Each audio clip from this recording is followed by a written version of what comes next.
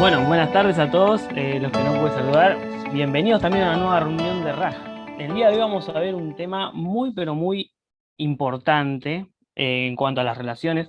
Este tiene que ver con la relación de Cristiano con sus hermanos. Y ahora el pueblo dice, qué picante. No, no, va a estar bueno el tema, va a estar lindo. Vamos a hablar de unas cosas muy interesantes. Eh, Estuve viendo cómo poder empezar el tema y me pareció muy interesante compartirles esto. A ver si... Ahí está. Compartir pantalla, ahí está.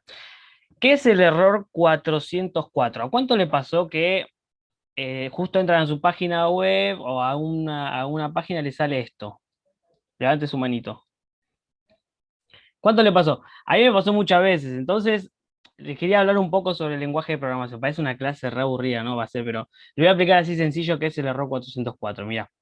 Acá el error 404 dice, ¿no? Dice, es un código de estado que se envía desde un servidor web al navegador, o sea, al usuario que intentaba entrar a dicha página.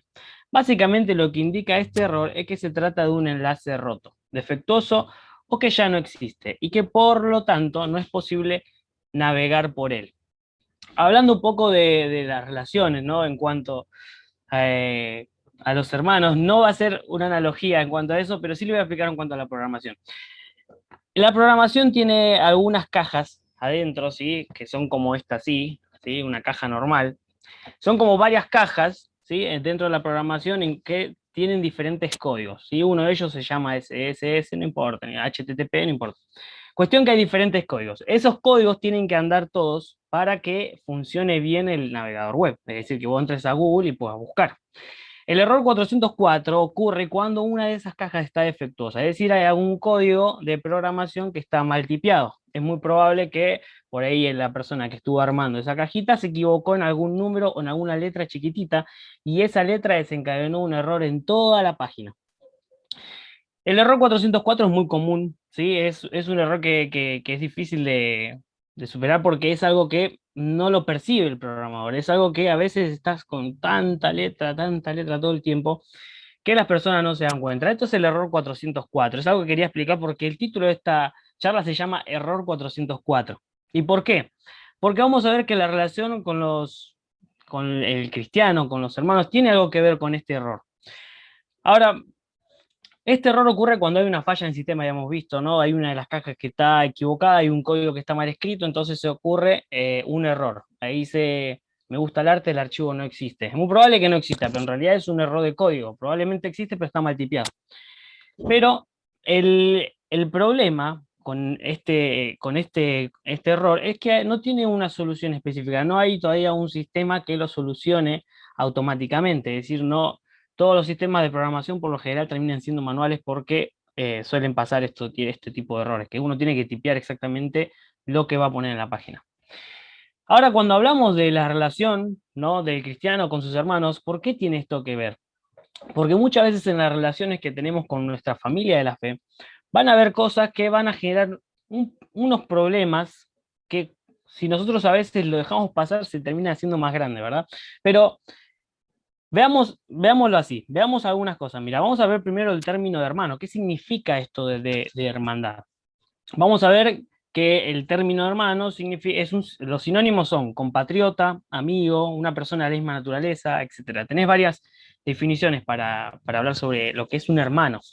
No estamos hablando de hermano en relación física, hablamos la semana pasada con Ezedín, hablamos también la otra semana acerca de la familia, de la amistad con los amigos, hablamos de la familia la semana pasada, pero no vamos a hablar de la relación física con los hermanos, sino de la relación en cuanto a la fe. Este término de hermandad en la Biblia aparece por primera vez cuando aparece la historia de Abraham, ¿sí? Que él habla sobre esta fe que los unía a todo el pueblo de Israel. Es algo que este concepto estaba ligado justamente al pueblo de Israel, ¿no? Estas personas que creían en un solo Dios, y esto los reivindicaba para decirle llamarse hermanos, para llamarse como compatriotas, como una unidad. Este concepto en la Biblia después se va a desarrollar y más adelante vamos a ver, por ejemplo, en Primera de Juan capítulo 2, vayamos ahí, Primera de Juan capítulo 2 va a decir algo muy, muy interesante en cuanto a esto. Primera de Juan habla justamente de la relación con los hermanos y tiene mucho, mucho contenido en cuanto a eso. Solo vamos a ver un versículo nomás. Dice Primera de Juan, capítulo 2, versículo 7 al 11. Dice, ahí estoy. Ahí va, dice, hermanos, no os escribo mandamiento nuevo, sino el mandamiento antiguo que habéis tenido desde el principio. Este mandamiento antiguo es la palabra que habéis oído desde el principio. Dice, sin embargo, os escribo un mandamiento nuevo que es verdadero en él y en vosotros, porque las tinieblas van pasando y la luz verdadera ya alumbra. El que dice que está en la luz y aborrece a su hermano, está todavía en tinieblas. El que ama a su hermano permanece en la luz y en él no hay tropiezo. Pero el que aborrece a su hermano está en tinieblas y anda en tinieblas y no sabe a dónde va, porque las tinieblas le han cegado los ojos. Cuando hablamos de hermanos en Cristo, ¿no? Hay algunos conceptos que va a hablar Juan. Él justamente se dirige a este tema de la hermandad, del tema de la unidad, del tema del sacrificio por el hermano. Pero ahora cuando hablamos del hermano, la relación física, suele pasar que los hermanos suelen hacer cosas raras, ¿viste? No sé. Yo le voy a contar una experiencia que puede ser un poco caótica, pero no importa, se lo voy a contar. Cuando nosotros éramos chicos, con mis hermanos, jugábamos algo, esto es muy asqueroso, no lo repitan nunca en su vida, pero nosotros nos jugábamos, nos poníamos, repartíamos diferentes frazadas, ¿no? Por ejemplo, una para vos, otra para vos, otra para vos, y decíamos, bueno, vamos a jugar a guerra de escupitajos. Entonces, así era una pelea donde todos empezaban a escupir si vos tenías que cubrirte y qué sé yo, y te ibas cubriendo y te ibas, era como una guerra, en serio, porque era como un sacrificio, o sea, si te llegaba a escupir era asquerosísimo. Entonces vos te ibas cubriendo y ibas, era como toda una película épica. Ahora, resultó que una vez, una vez, una de mis hermanas escupió al aire y uno que estaba así, ja, ja, ja, ja, ja, ja, entró en la boca y fue lo más asqueroso del mundo. A partir de ahí nunca más jugamos a la guerra de escupitajo. No lo repita nunca, es algo asqueroso, pero la pasamos muy bien. La verdad que cuando tenés estos tipos con tus hermanos está bueno, pero no se repitió jamás después de ahí, fue algo totalmente asqueroso y dijimos, no, esto no está bien. Les puedo contar varias anécdotas con mis hermanos, pero por lo general uno hace con los hermanos cosas que no suele hacer con los amigos o con las personas. Los hermanos, la freaking va a jugar, vamos a jugar Kevin ahí a guerra de escupitajos ahora, no vas a jugar ahí, ¿viste? No, queda todo mal. Pero cuando hablamos de la hermandad, ¿viste? Siempre hay cosas muy buenas y cosas muy malas. Otra, a veces el hermano tiende a ser demasiado sincero, a tal punto que te llega a lastimar, que te llega a tratar mal, que te llega a decirte las cosas en la cara como son ahí, y seguir ni Mary y se ríen porque se están cubriendo ahí los dos. Pero cuando uno tiende, ¿no? Cuando uno es hermano físico, por lo general suele ser más abierto, más sincero, suele ser también más áspero, porque suele también tener otras actitudes frente a esto, ¿no? Pero cuando hablamos hermano de la fe es como que es muy protocolar a veces, ¿no? Se trata como, y no, viste, no, ¿cómo vas a hacer eso, no? Y se tiende mucho a esta cuestión de una amistad un poco lejana. Cuando pasa con los hermanos físicos es totalmente lo contrario, ¿no? No jugaríamos a la guerra de eso ni a palo en la iglesia. No sé si Claudia nos va a dejar, después nos va a dar el permiso. Pero, no dice. Pero cuando hablamos de la hermandad en la familia de la fe, después de esta anécdota chistosa, volvamos a la seriedad. Eh, Cuando hablamos de la familia de la fe, tenemos que entender algunas cosas, ¿no? Primero, que cuando nosotros entendemos, ¿no? que Jesús es nuestro Salvador, nos convertimos automáticamente en hermanos de la fe. Juan capítulo 1, versículo 12, dice, mas a todos los que le recibieron, a los que creen en su nombre, les dio el derecho o la potestad de ser llamados hijos de Dios. Es decir, a todas las personas que deciden creer en Jesús, les dio el derecho de ser llamados como hijos de Dios. Entonces, ¿quiénes son llamados hijos de Dios? ¿Todas las personas de este mundo? No, solo los que deciden creer en Él. Esto hay que entenderlo muy bien, porque hay muchas personas que te van a venir a decir, mira, yo soy hijo de Dios. No, vos no sos hijo de Dios, ¿no? Vos no sos. Los que creen en Jesús son llamados hijos de Dios. Y por lo tanto ellos son hermanos en la fe. Y este concepto de hermandad es el que vamos a ir desarrollando un poquito más. Hebreos capítulo 2, versículo 11, también nos va a decir algo similar. Hebreos capítulo 2 va a exaltar al autor de la salvación, a Jesús, y lo va a poner que él también inclusive nos da una preeminencia tan grande, que inclusive también Él nos da la posibilidad y nos dice que nos puede hasta llamar hermanos. Mira lo que dice, 2:11 dice, porque el que santifica y los que son santificados de uno son todos, por lo cual no se avergüenza de llamarlos hermanos. Y el versículo 12 dice, anunciaré a mis hermanos tu nombre, en medio de la congregación te alabaré. Ahora vos fíjate, ¿no? El mismo autor de la salvación nos pone en un lugar tan alto, ¿no? Tan sublime, que inclusive nos da ese vínculo de confianza que no lo tenemos con cualquier persona, acordate, como te digo, lo tenemos solo con nuestros hermanos, ¿no? Este círculo de confianza que ellos saben quién de verdad sos, que a ellos no le puedes mentir, que quizás ante la familia de la fe vas a la iglesia y le puedes mostrar una cara, pero a tus hermanos es muy difícil que les puedas mentir, porque ellos ya saben y ya te conocen tanto que ya saben cuándo estás mintiendo y cuándo estás diciendo la verdad, ya saben cuándo estás haciendo algo por un fin de algún objetivo, es decir, cuando tu hermano te viene a pedir algo, ¿y para qué? ¿O para qué? O porque viene y te dice, ah, te quiero, hermano, no, dale, ¿para qué? Dale, ya sabemos. Cuando hablamos de los hermanos de la fe, este vínculo nos une, ¿no? Este vínculo nos da una confianza tan grande con Dios que nos da un lugar de preeminencia con Él. Por eso cuando hablamos, ¿no? De este error de las cajas que hablamos hace un rato, ¿no? En cuanto a la página web, hay a veces que nosotros dejamos pasar pequeñas cosas. A veces nosotros dejamos pasar pequeñas cosas, a veces no nos damos cuenta de ciertas cosas que terminan repercutiendo en problemas más grandes. Un error que se termina haciendo que empieza a funcionar casi todo o todo mal de lo que estamos haciendo, del proyecto que estamos llevando a cabo como hermanos de la fe o lo que estamos haciendo en unidad. Entonces, lo que vamos a ver hoy es 4 principios que debemos tener para no tener fallas en la relación con nuestros hermanos. El primer principio, vamos a ver el principio de la sinceridad. Este principio es muy importante, ¿no? Cuando hablamos del principio de la sinceridad es algo que tenemos que nosotros entender y poder aplicar, ¿no? Cuando hablamos del principio de la sinceridad, hay un subtítulo que le agregué y que es una vida transparente, ¿no? Vamos a ir a 2 Corintios capítulo 1, versículo 12. Pablo en 2 Corintios va a defender su apostolado, él va a hablar sobre muchas cosas que le estaban diciendo, lo estaban atacando mucho, ¿no? Estas personas que querían también de alguna manera tomar su lugar. Vamos a ver lo que dice 1 Corintios capítulo 1, versículo 12, y Pablo, hablándole de la visita a los Corintios, dice, porque nuestra gloria es esta, versículo 12, capítulo 1 de 2 Corintios, dice, porque nuestra gloria es esta, el testimonio de nuestra conciencia. Perdón, dice que con sencillez y sinceridad de Dios, no con sabiduría humana, sino con la gracia de Dios nos hemos conducido en el mundo y mucho más con vosotros, con sencillez y sinceridad.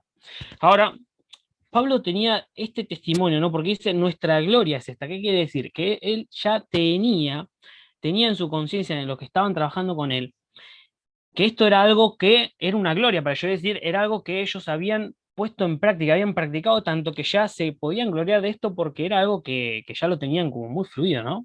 Podían decirlo tranquilamente, el testimonio de nuestra conciencia, nosotros estamos tranquilos, de que con sencillez y con sinceridad nos hemos conducido ante ustedes, ante el mundo y ante ustedes. Por eso vamos a ver que una vida transparente lo que va a hacer eliminar, ¿sí? Primero, el primer concepto, imagínate un tachito de basura de tu computadora, ese que la papelera de reciclaje, ¿no? Una vida transparente tiene que eliminar estas 4 cosas para poder poner a práctica el principio de la sinceridad en la relación con los hermanos. La primera cosa tiene que eliminar la desconfianza, ¿no? Pablo le pasaba esto. Pablo le pasaba que ellos no tenían confianza de quién era, entonces necesita defender su apostolado, necesita defender quién es. Más adelante vas a ver, inclusive también en la primera carta, algunas cosas donde Pablo empieza a explicar y defiende su ministerio. Por ejemplo, en el capítulo 10 de 2 Corintios, y vas ahí el título y vas a ver un montón de cosas por la cual él tiene que recurrir a su propio testimonio para decirles que tengan confianza en él, para que vean que él siempre se condujo de una manera transparente, ¿no? De una manera sincera. Él siempre fue sincero. Y vos sabés qué pasa cuando nosotros decidimos vivir vidas transparentes, la desconfianza desaparece. No, cuando nosotros decidimos vivir vidas totalmente sin doblez, ¿no? Esta cuestión de estar sin doblez, sin mancha, ¿no? La desconfianza lo que produce es alejamiento, ¿no? Esta desconfianza produce alejamiento. Ahora, si no tenés una vida transparente, muy probable que la gente termine desconfiando de vos. ¿Por qué?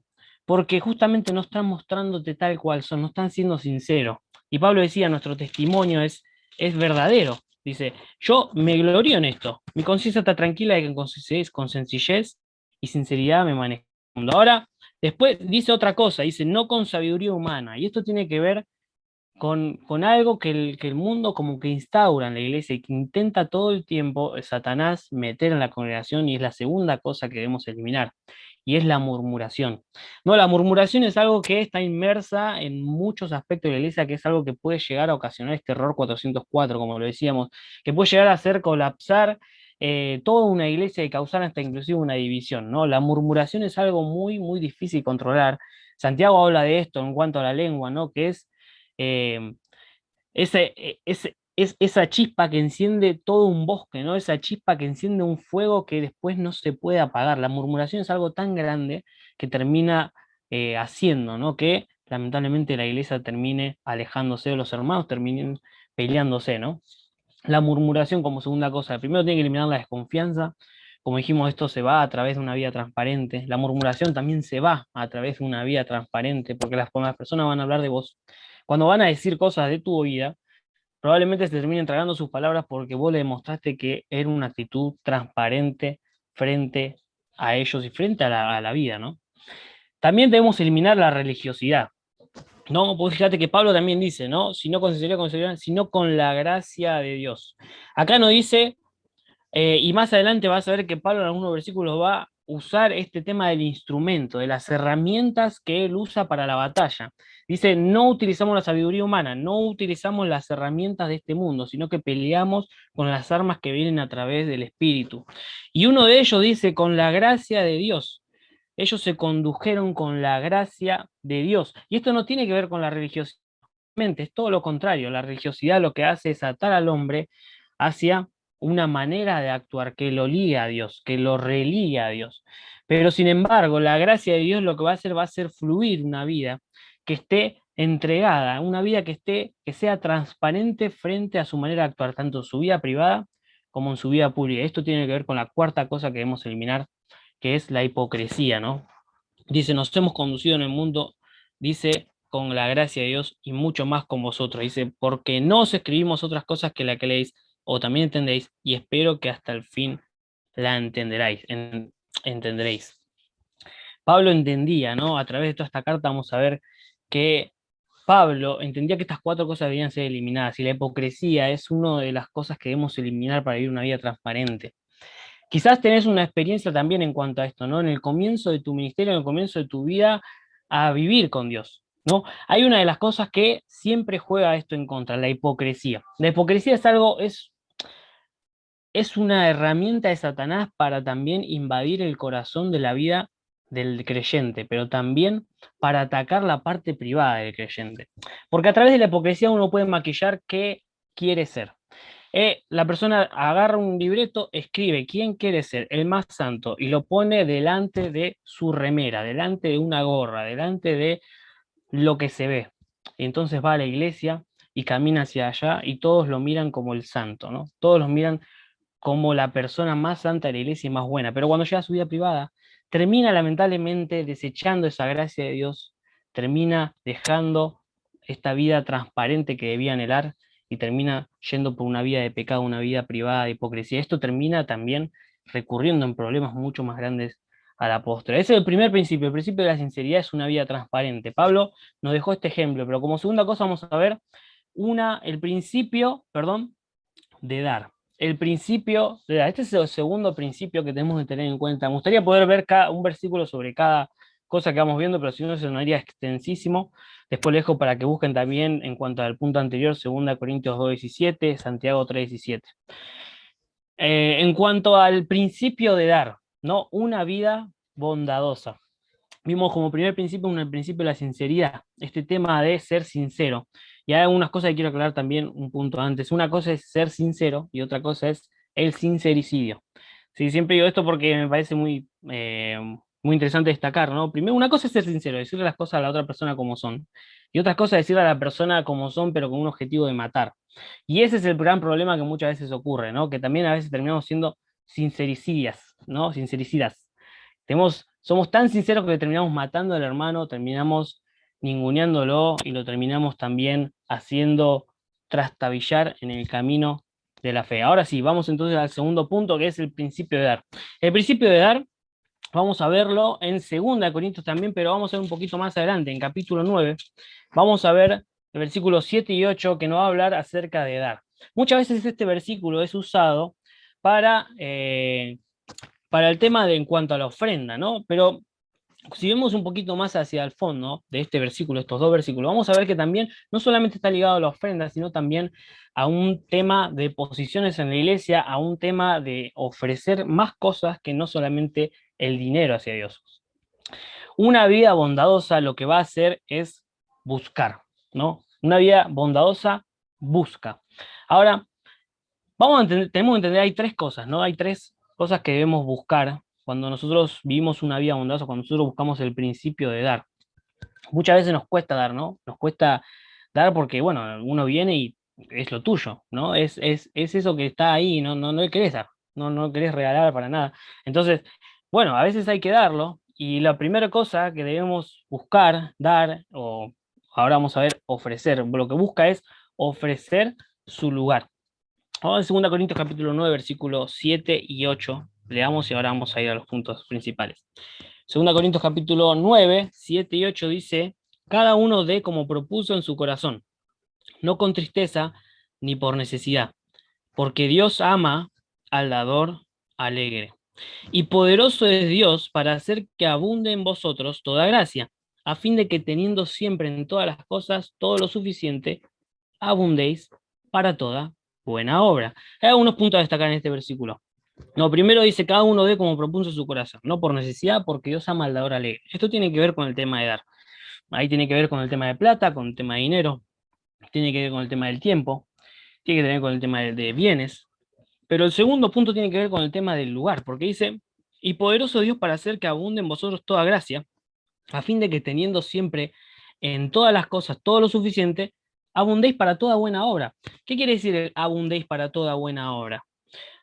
Si hablamos del contexto, ¿no? De lo que estaba hablando Pablo, no solamente está hablando de dar, porque yo no creo que los corintios sean personas ratas, porque él tampoco lo sabía. Simplemente le estaba viendo un punto principal que estaba ocasionando este problema. No tenía que ver con el tema de cuánto daban ni cómo daban, porque se ve que lo estaban haciendo bien, por eso igual lo recalca para que cada uno que propuso en su corazón, quizás lo estaban haciendo por mera religiosidad.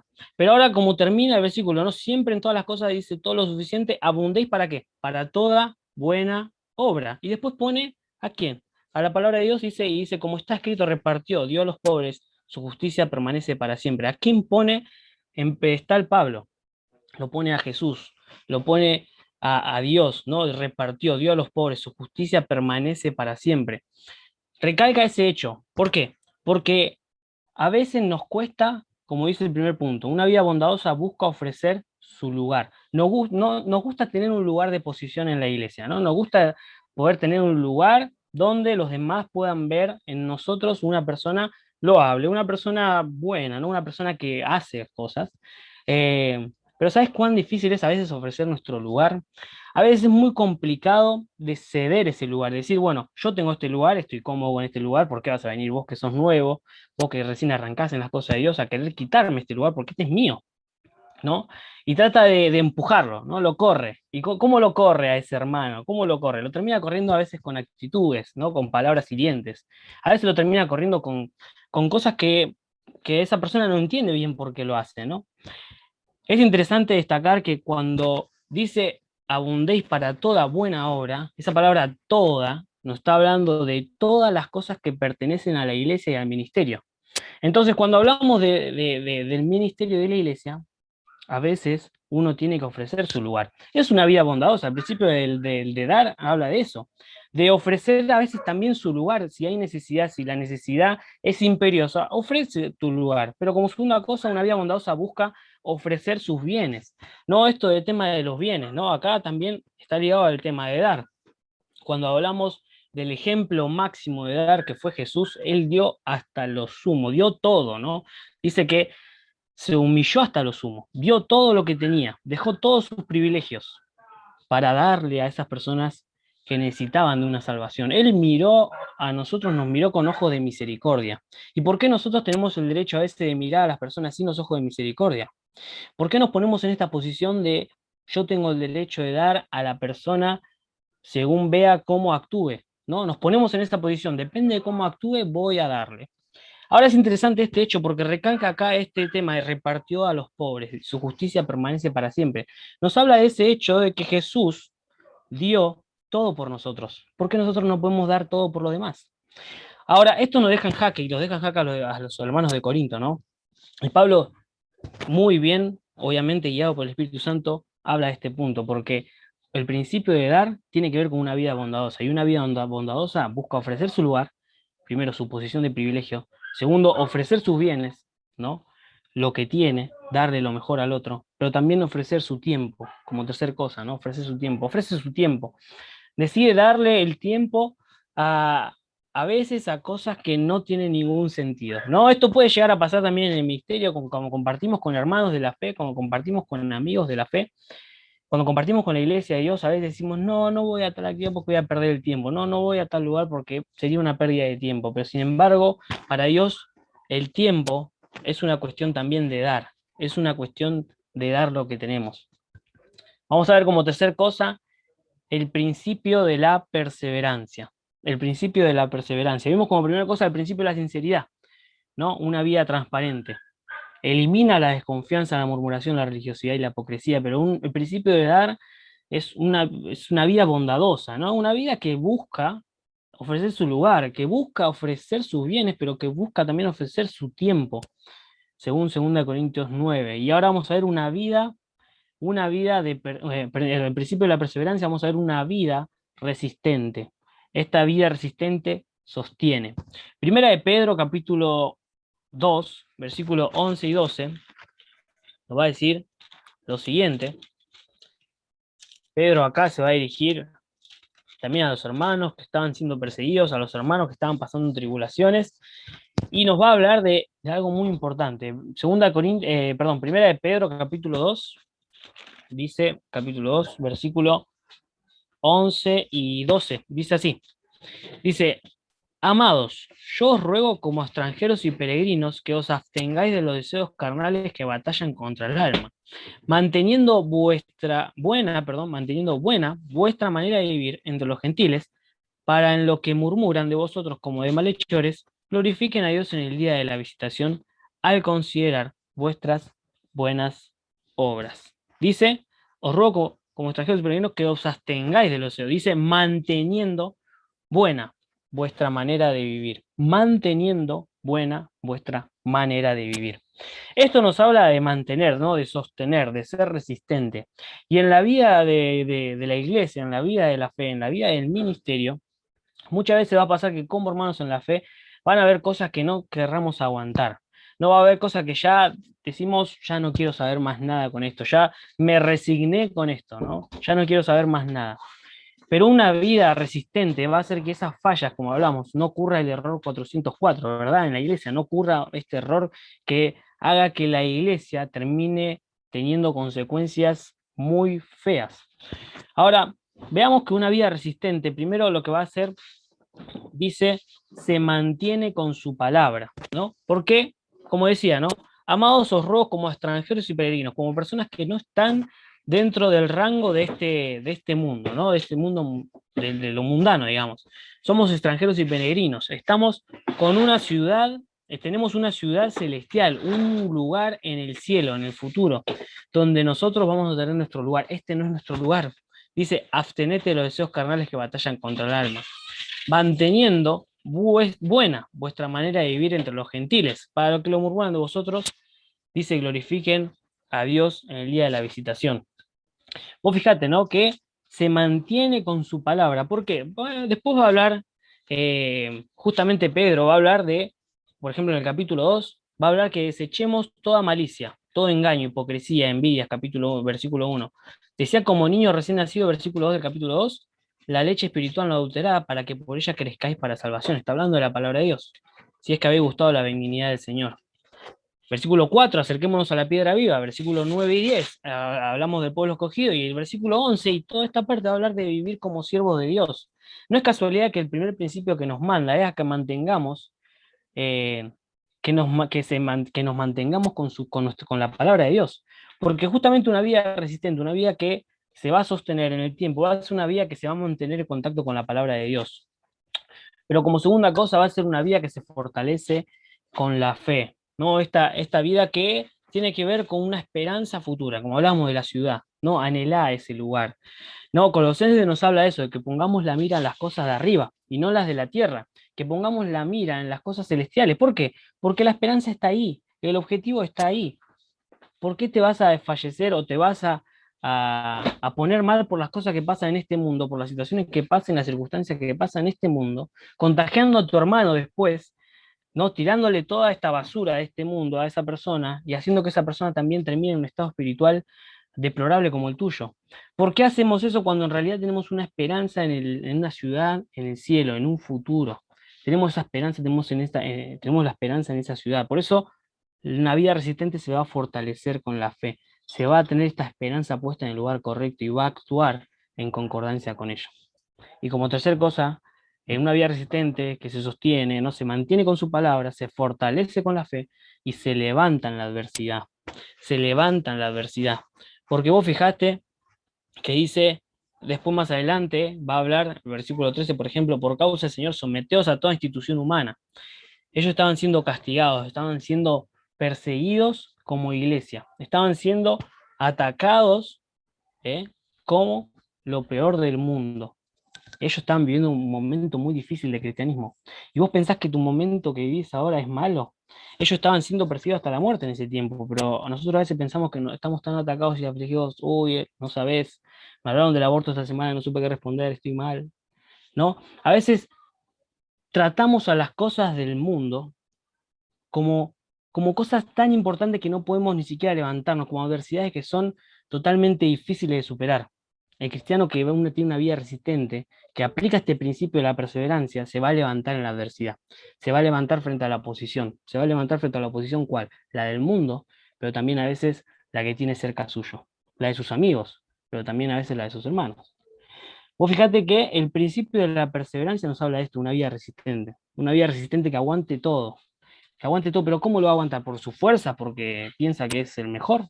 Como vimos recién, se mantiene solo con la palabra de Dios, se fortalece con la fe y se levanta en la adversidad, porque tiene la esperanza, como dijimos, el punto principal, puesta en esa ciudad celestial, en ese lugar donde vamos a disfrutar en el futuro con Dios. Y como última cosa, el último principio es el principio de la dependencia. El principio de la dependencia nos habla de una vida entregada.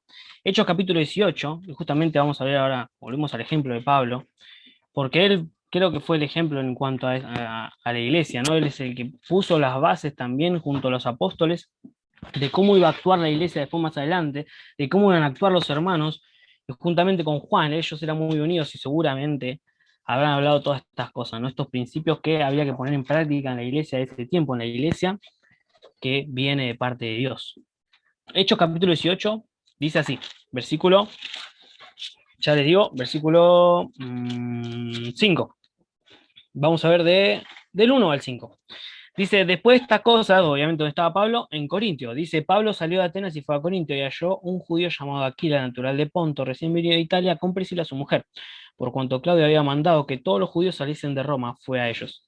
Y como era del mismo oficio, se quedó con ellos y trabajaban juntos. Acordate que Pablo, el oficio de él era hacer carpas.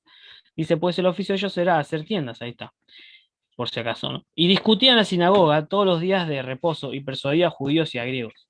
Y cuando Silas y Timoteo vinieron de Macedonia, Pablo estaba entregado por entero a la predicación de la palabra, testificando a los judíos que Jesús era el Cristo. Dice que Pablo estaba entregado, ¿por qué? ¿Por qué? Por entero. Estaba entregado por entero al Evangelio. A veces nosotros pensamos que, bueno, si llegamos hasta cierto punto es como que es lo máximo que podemos dar, ¿no? Pero él está entregado por entero. Vamos a ver unas cosas en cuanto a esto. Porque el que vive una vida entregada, que el que aplica este principio de la dependencia, va a demostrar y va a motivar en realidad, ¿no? Va a demostrar que es una vida entregada, pero con eso va a motivar. Entonces, una vida entregada motiva. ¿A qué motiva? Una vida entregada motiva a la santidad. No, vos fíjate que todo este matrimonio, Aquila y Priscila, probablemente ellos estaban teniendo miedo por todo lo que estaban pasando, ¿no? Entonces sí, decide ir a Corinto porque ellos tenían miedo, porque ellos tenían miedo de lo que el Señor le había marcado en su corazón, del desafío que el Señor había puesto en su corazón, que era servir por completo hacia la predicación del Evangelio, también como Pablo, como, como cualquier persona que vamos a como vamos a ver después a Silas, como vamos a ver a Silas, como vamos a ver a Pedro, como vamos a ver a un montón de personas que estaban entregadas por entero al Evangelio. Y ellos tenían que tomar este desafío principal, que era vivir una vida entregada a Dios. Pero había pasado algo. Y dice que Claudio había mandado que todos los judíos saliesen de Roma. Y este hecho cambió el panorama para ellos totalmente. Ellos necesitaban de una motivación que sea necesaria para poder tomar ese desafío de entregarse totalmente al Señor. Y este desafío se llama santidad. Una persona que vive una vida entregada, que aplica el principio de la dependencia, es una persona que motiva a la santidad. ¿Por qué es una persona que motiva a la santidad? Porque los motivó a ellos a través de su ejemplo, a que ellos vivan una vida entregada a Dios, una vida que esté totalmente entregada, inclusive hasta la muerte para Dios. Vos fíjate que una vida entregada impacta la vida de otros invisiblemente. ¿No? ¿Por qué? Porque a veces no sabemos cuánto alcance puede tener nuestro ejemplo, a veces no sabemos cuánto alcance puede tener nuestras decisiones, a veces no sabemos cuánto alcance puede tener vivir una vida de dependencia del Señor. Y sin embargo, acá vemos el ejemplo que Priscila y Aquila tomaron una decisión gracias a Pablo. Yo creo que Pablo ni siquiera se imaginaba esto, ¿no? Fue guiado por el Espíritu Santo totalmente, seguro. Pero no solamente él no solamente motiva a la santidad, no solamente nos manda el Señor a motivar a la santidad, sino también una vida entregada, perdón, motiva a la santidad, sino también una vida entregada motiva a la verdad, ¿no? Pablo ahí dice que discutía en la sinagoga todos los días de reposo y persuadía a los judíos y a griegos, ¿no? Él iba, enfrentaba a las personas con la verdad de Dios. Él iba a enfrentar con la palabra de Dios a todas esas personas que negaban la existencia de Jesús, que negaban la eficacia de la sangre de la cruz. Hace un rato estaba hablando, bueno, yo no estaba hablando, en realidad estaba hablando con mi familia, con un tío mío, ¿no? Y también se presentó un tema muy delicado, ¿no? El tema de las religiones y que cualquier puerta puede llegar a Dios. ¿Y qué tenemos que hacer, no? Nosotros frente a estas cosas, tenemos que quedarnos callados y dejar que su opinión simplemente tome el derecho de toda la charla y la atención de las personas que todavía están en duda hacia su destino final, hacia su vida, hacia el propósito de su vida. Es algo muy importante tener en cuenta, ¿no? Que una vida entregada a lo que va a hacer va a motivar a la santidad, pero también va a motivar a la verdad. Va a hablar de la verdad y va a hacer que otros hablen de la verdad, frente a pesar de lo que el mundo pueda llegar a decir y a lo que el mundo pueda llegar a hacer. Pero también una vida entregada a lo que va a hacer es va a motivar a la unidad. Y dice, y cuando Silas y Timoteo vinieron a Macedonia, Pablo estaba entregado por entero a la predicación de la palabra, testificando a los judíos que Jesús era el Cristo. Dice que Silas y Timoteo vinieron a Macedonia y lo vieron a Pablo, ¿no? Seguramente ellos habrán unido con él y habrán predicado el Evangelio en Macedonia, como después vamos a ver las consecuencias que tuvieron en ese lugar. Y dice, vos fijate cuántos tiempos estuvo, ¿no? Versículo 10 y 11 dice, porque yo estoy contigo. Perdón, dice, vamos a ver el versículo 9 porque el Señor le habló, dice, entonces el Señor dijo a Pablo en visión de noche, no temas sino habla y no calles, porque yo estoy contigo y ninguno pondrá sobre ti la mano para hacerte mal, porque yo tengo mucho pueblo en esta ciudad. Y se detuvo 1 año y 6 meses enseñando la palabra de Dios. 1 año y 6 meses. Una vida entregada motiva la unidad. Una vida entregada va a motivar a que los hermanos sean unidos, de que los hermanos busquen la unidad, de que los hermanos indefectiblemente se acerquen a la unidad. A Pablo y a Silas en este caso. Vamos a ver que no sabemos bien exactamente el número, pese a que 1 año y medio ahí, estoy seguro que se habrá quedado con un grupo de personas que estuvieron predicando la palabra de Dios a diestra y a siniestra, ¿no? Porque cuando hay más persecución es cuando más el evangelio es predicado. Y una vida entregada entonces va a motivar a la santidad, va a motivar a la verdad y va a motivar a la unidad. Romanos capítulo 13 para terminar. Dice así, versículo 8. Dice, no debáis a nadie nada, sino el amaros unos a otros, porque el que ama al prójimo ha cumplido la ley. A veces tenemos deuda con estas cosas, ¿no? Cuando hablamos de estas cosas estoy seguro que en algún punto tenés una deuda. Estoy seguro que en algún punto quizás tuviste alguna vez una deuda con un hermano, quizás dijiste, ¿sabés que me hubiera gustado hacer las cosas mejor con esta persona? ¿Sabés que me hubiera gustado actuar de una manera diferente frente a esta persona o a esta situación? Y quizás sentís que tenés una deuda que pagar, una deuda que es difícil, ¿no? Yo quiero hacer algo para compensar esto. O lo tuviste que hacer, o quizás todavía lo tenés que hacer. Ahí dice, no debáis a nadie nada. ¿Qué es lo que tenés que deber? El amar al prójimo, como a ti mismo. El amar al prójimo. De eso se trata. La deuda no está en cuánto hagas por el otro, sino la deuda está en cuánto amor demostrás por el otro. Porque el que ama, sacrifica. Como Jesús, el mayor ejemplo de esto, ha dado todo, como veíamos al principio, ¿no? Por nosotros. De la misma manera nosotros también demos nuestra vida por Él. Y como último versículo vamos a ver en Hechos 4:32, el ejemplo de la iglesia de los primeros años. Dice, versículo 32, y la multitud de los que habían creído eran de un solo corazón y un alma, y ninguno decía decir suyo nada de lo que poseía, sino que tenían todas las cosas en común. Me gusta la primera parte, ¿no? Y me gustaría que lo subrayes, perdón, que dice que eran de un corazón y un alma. Eso es algo hermoso, ¿no? Algo que anhelamos todos. Estaría genial ser la iglesia perfecta. Estaría genial ser el grupo de hermanos que destaque entre toda la comunidad de los hermanos, ¿no? Que destaquemos como una iglesia que no tenga ninguna falla, que no tenga ningún error. Y lamentablemente, déjame decirte que eso no va a pasar. Pero lo que sí podemos ser es de un corazón y un alma, porque ellos lo fueron. Y su ejemplo está escrito en la palabra de Dios, que está cincelado en lo profundo del corazón del creyente, que podemos ser de un corazón y un alma. Podemos ser las personas que busquen la unidad. Esas personas que busquen ser cada día mejores hermanos hacia el otro. Cuando hablamos de este tema, ¿no? De los hermanos, ¿no? De la relación del cristiano con los hermanos, busquemos quitar cada pequeña cosa que haga que el hermano tenga esa falla que termine quizás repercutiendo en ese error tan grande, que termine teniendo termine teniendo que ver con el pecado, ¿no? A veces cometemos errores tan pequeños, pero esos errores terminan siendo tan grandes en la vida del otro que no sabemos hasta qué punto puede llegar ese error. Por eso es indispensable entender que cada detalle y cada cosa que hagamos va a tener un objetivo. Y por eso en la relación con del cristiano con sus hermanos, cuidemos de no cometer el error 404.